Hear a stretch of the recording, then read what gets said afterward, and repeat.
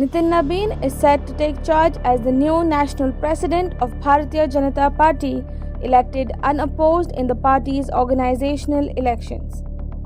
At 45 years, Nitin Nabin becomes the youngest leader ever to hold the top post in the BJP since its formation in 1980, which is a clear sign of the party's push towards organizational leadership.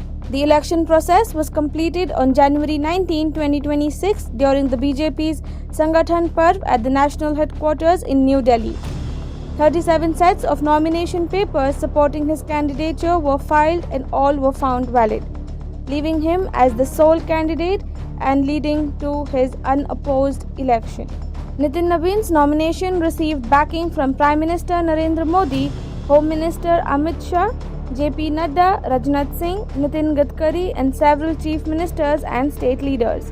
This reflects wide organizational support. Born on 23 May 1980, Nitin Nabin is a 5-term MLA from Bihar's Bankipur constituency and has served in key ministerial roles in the Nitish Kumar government, including infrastructure portfolios. He also comes from a political family, being the son of the veteran BJP leader Nabin Kishore Prasad Sinha.